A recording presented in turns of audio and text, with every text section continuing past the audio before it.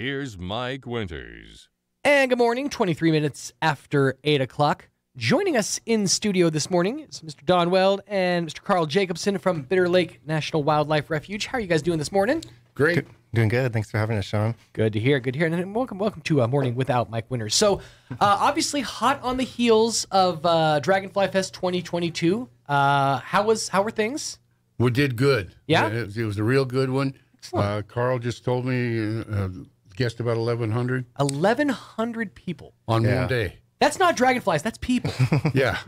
so many more thousands of dragonflies, but 1,100 people through the gates, and that was just on opening day, on that one day. One day. Yeah, Saturday. on a Saturday. That's Yeah. incredible.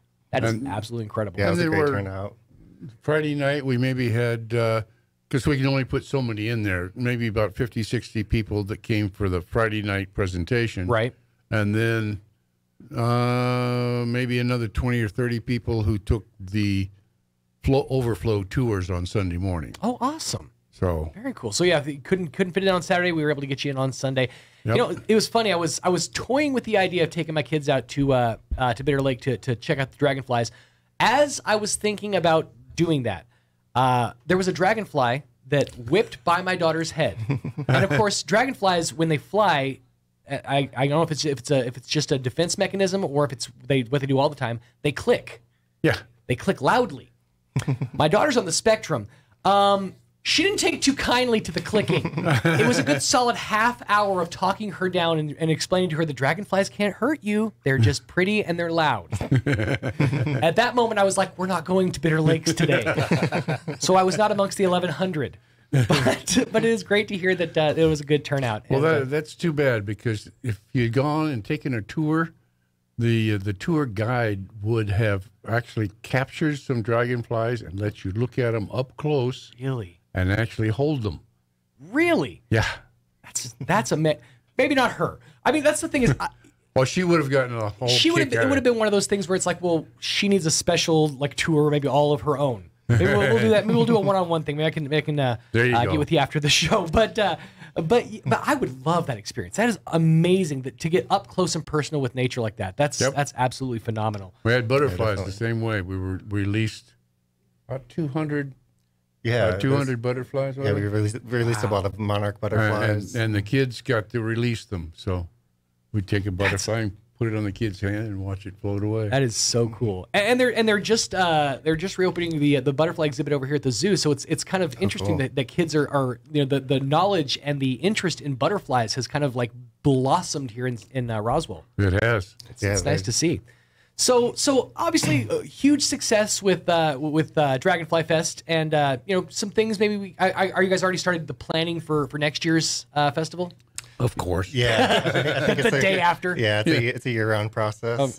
Absolutely. So bigger and better next year though, because this was obviously a huge success and kind of a return to form, a return to normalcy, which I think we all needed. Yeah, Yes. exactly. I think it's the first Dragonfly Festival in 3 years because of Something like COVID. that, And, yep. but our numbers were pretty similar to before COVID, so that was really good to see that. Awesome. That's good to know that people are making their way back out. And by the way, you brought in a couple of really cool visual aids. Let's start with this one. This is really cool. So you said this was a design from a student. Yes. You see on the bottom, you'll see her name on there.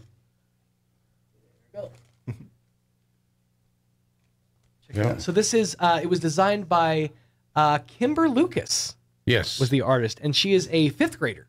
Yes. Awesome. And this is a beautiful design. I mean, the lines are so clean. I'm looking at one of these dragonflies with almost like a stained glass design in the wings, and this other one with just clear lines and triangles. We do that every year. That's phenomenal that a 5th grader has an eye like that and is Right. able to design like that. That is beautiful. So all kids out there, remember that next spring we'll be coming around with our requests for drawings. And in the spring, you can make your drawing, submit it, and then we will have a big judging of it and select the winner for next year. There you go. Give it your all, kids. And you got some time to kind of Think about it. Yeah, Yeah. think about your design. Go over it a few times. I'm assuming this probably wasn't something that Kimber just threw down freehand. She probably put some time and effort into it. Yeah, I'm sure. That's absolutely gorgeous. And he also brought some pretty cool pins. And what I love about these is I'm a fan of pins to begin with, but these are wooden. Check these out. I'm gonna hold this up to the camera here. Yeah, these are wooden with the Dragonfly design. And you said he laser etches these. Yes. You're the artist. Yeah. That is very, very cool. So awesome. And they are available at the nature store. Very cool. So you can pick up these stickers, these pins, and lots of other cool stuff there at the nature store there at Bitter Lake. So we're gearing up for fall time. Obviously, temperatures are starting to cool down a little bit. This is like the prime season for Bitter Lake National Wildlife Refuge. So what do you guys got planned for the coming months? Yeah, we have a lot going on. We're gearing up for the to start doing sandhill crane surveys, and so the sandhill cranes they migrate every fall, and so any day now we're expecting them to migrate onto the refuge, and we'll start doing surveys. Awesome. We tend to have, I think, between 15 and 30,000 sandhill cranes come every year, and so I'm really excited to see that. This is my first year as the wildlife biologist, and so I'm really looking forward to seeing that. And right now we have the refuge is really beautiful with all the sunflowers are in bloom right now. And so if anyone hasn't had a chance to see that, I recommend going out there right now and seeing the sunflowers. It's really colorful. There's a lot of the refuge is really green and yellow from all the rain we've been getting. I have a few friends who are really into photography, and one of their favorite places in the world to shoot. And they've been all over the place. They've been to like different parts of the United States, different parts of the world to shoot. And one of their favorite places repeatedly to shoot is Bitter Lake, just because of the changing of the ecosystem. It's constantly some difference. Whether it's the sunflowers or whether it's the spring flowers early in the year, there's a constant difference in the pattern and the look of Bitter Lakes. It's a fantastic place to go and get some early morning shots. Yeah, it is. I've only been there 2.5 months, and I've been surprised how much it's changed in that time. And I'm really into photography too, and I agree with that. It's a great place to take pictures and to observe nature. So new guy in town. Yeah. So where you been before this? I'm coming here from Asheville, North Carolina. Okay. I was, Hold on, I'm sorry. Asheville, North Carolina. I've always been a big fan of the way the Chicago Bulls coach delivered Jordan's when he used to come out on the court. The delivery of North Carolina. I always loved that, so I've kind of attached to that. So Asheville, North Carolina, very cool. Yep. I work for the state of North Carolina there as a reptile biologist and studying mostly turtles and snakes and. So all the slithery stuff, and then you come down here and you study the feathers and the flyers. Yeah, for sure. But I'm still interested in the slithery stuff too, and there's a lot of snakes here in New Mexico, so I was really excited to see all that. Sure.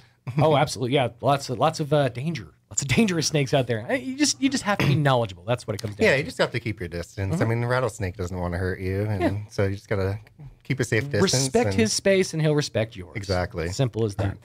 Very cool. So, and I've always been fascinated by the migratory patterns of birds and how they just know where to go. Yeah. It's fascinating to me. So it's like, so you said 15 to 30,000 sandhill cranes going to be just in our area for just that little bit of time. Yeah. And they always know where to stop. Yeah. Yeah. They have really amazing abilities to have like a sense of direction, and a lot of them are able to even sense magnetic fields and use that to migrate. Wow. And the cranes we get come all the way from Siberia.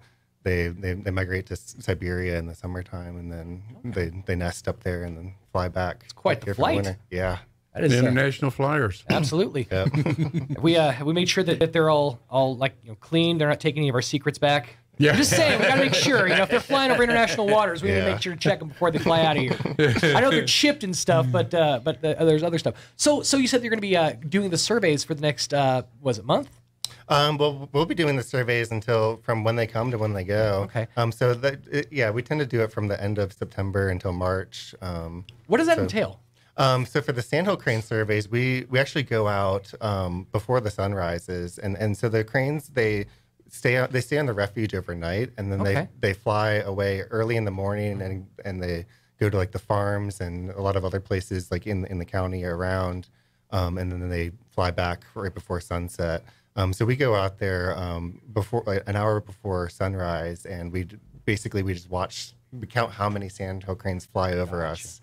Like you have to count fast. Yeah, I was going to say that's 1, 2, 3, 4, 5, 6, 7, 8. Somebody with a clicker there. Yeah, exactly. That is awesome. So So, is that like you said? So they fly out to like the farms during the daytime. I'm guessing to hunt, to take care, to feed. Yeah. Has that been an issue with any like farms in the area, or is it something that just has worked well with the ecosystem? Because you hear about like bothersome issues with farmers, crops, and things like that. What do they mostly hunt? They mostly eat like insects and things like that. I don't think they would eat the crops themselves. I think some people, some farmers might not like have them around, but I don't think they really bother the crops too much. More of a farmer's friend than a farmer's fiend. Yeah, Okay. I think so. Very cool, very cool. So the Sandhills are doing their thing now. What else you guys got planned for the fall time here at Bitter Lakes? Well, every year we also do invertebrate surveys and fish surveys. We have we have 4 species of endangered invertebrates on the refuge, and so we do the surveys in like January or so. But we have 2 species of endangered snails. They're micro snails. They're about 2 millimeters long, so just a little bit bigger than a grain of sand. Really? And, that's crazy. Yeah. It's funny too. In this area, maybe it's different at Bitter Lakes, but in Roswell, I have never in my entire life in Roswell seen a snail.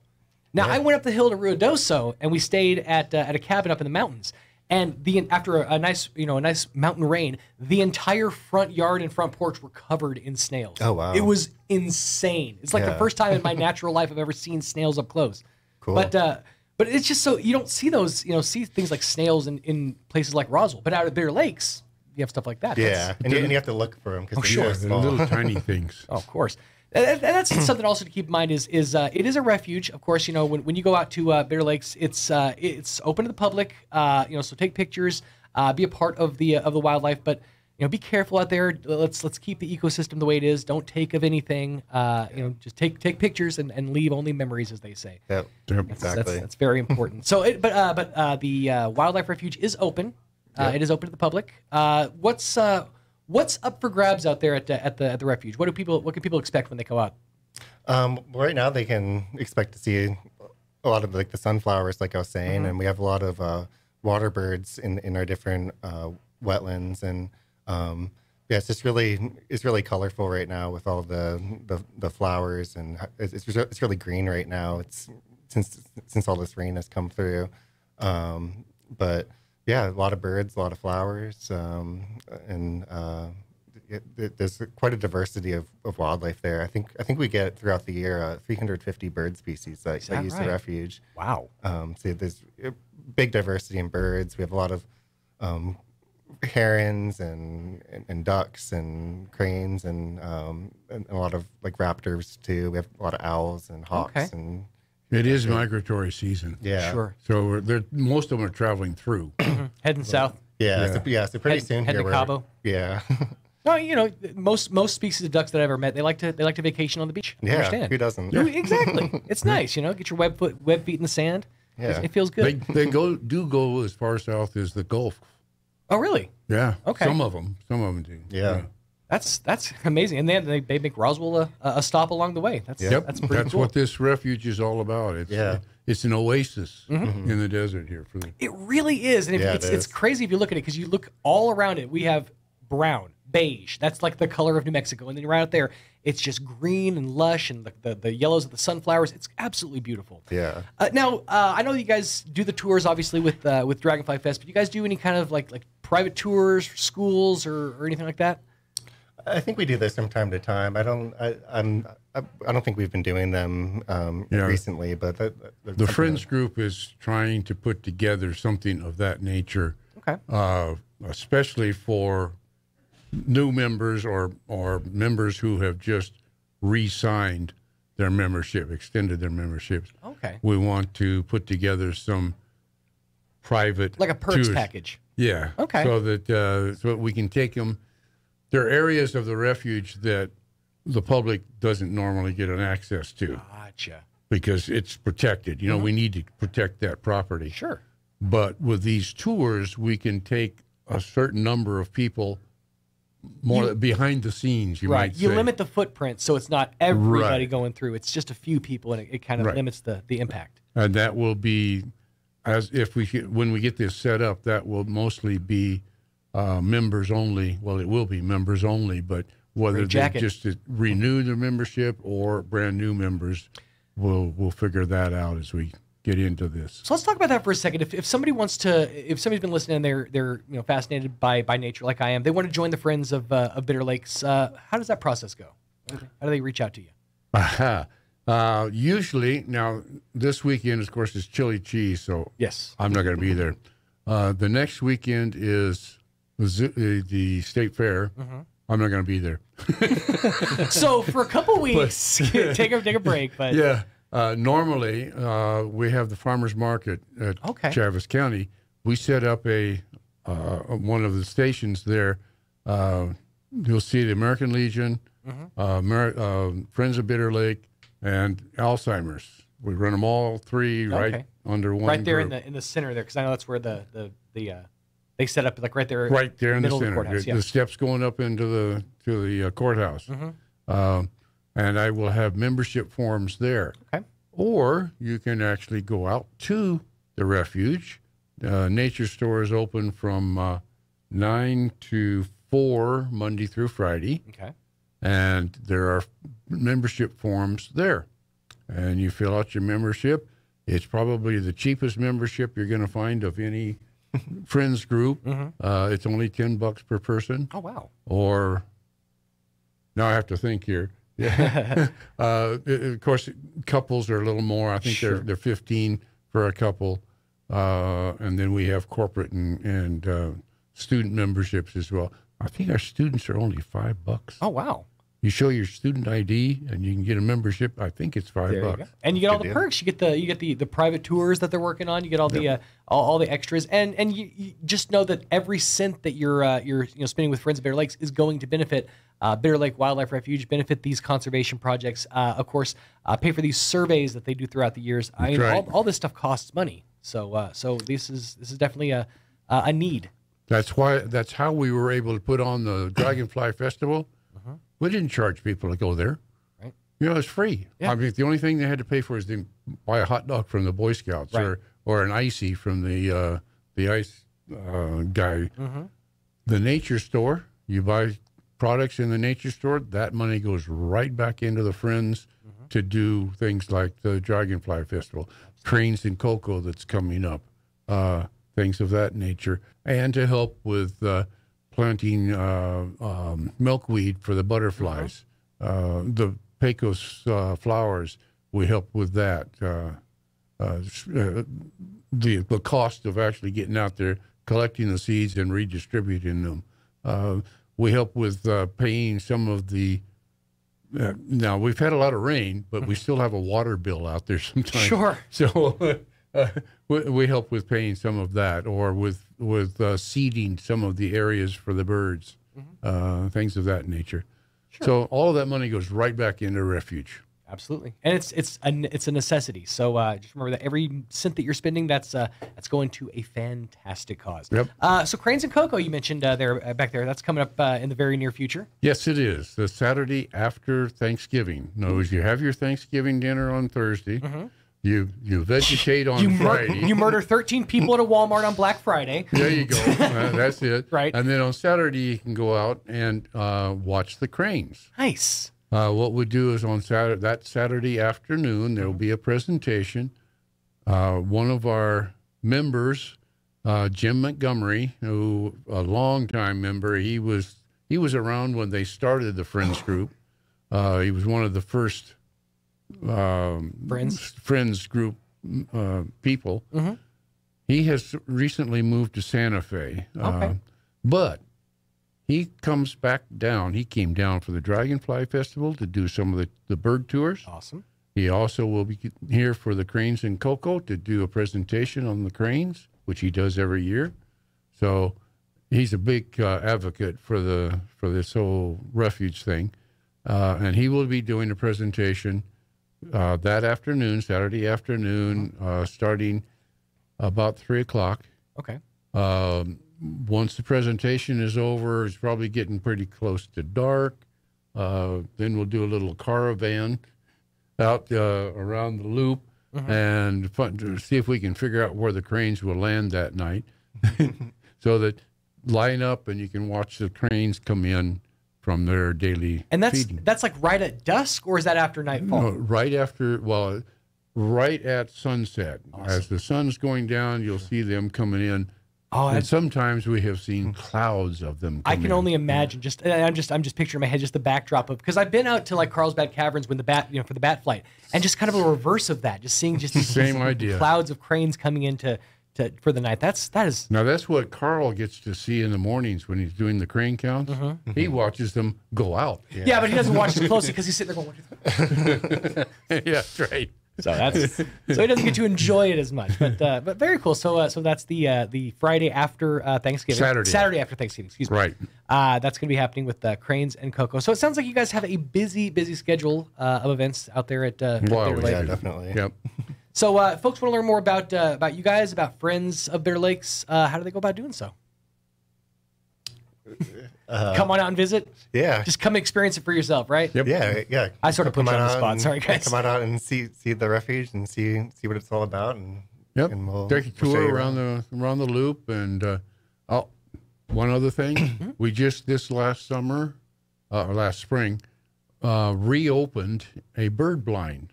Oh, okay. So as you drive around the loop, there is a spot on the east side. There'll be a walkway, or you can park there, and then there's a little walkway that goes out into the middle of the place. Stay on the walkway, please. Sure. You don't want to get out into the marshy areas and such. But if you stay on that walkway, you'll go up to a little rise, and there'll be a building there, which is a bird blind, and it overlooks the ponding areas, so you can watch birds from that spot. I like that. That's We really had cool. to Yeah, we have like a spotting scope in there to. Oh, really? to Nice. Get a good look at them. So from one side, it's basically a facade of wilderness, essentially, so that the birds can't see there's something there. Yeah. Kind of, yeah. Right. Very cool. Very cool. So, and that whole walkway was kind of destroyed, bad shape, really bad shape. Plus, it was not handicapped accessible. So we rebuilt that walkway and the ramp up to the bird blind so that it's now handicap accessible. Oh, wow. We can now take a motorized wheelchair or a regular wheelchair, whichever, and go right up to it. You've made nature ADA compliant. It's We very are. rare that you see nature being ADA compliant. That's fantastic. That was the whole point of doing this. What time do you guys open up to the public? Where the refuge is open sunrise to sunset. Gotcha. Yep. So as soon as the sun comes up, you're free to tour the grounds at your leisure, take in the sights, and of course, stay on the trails.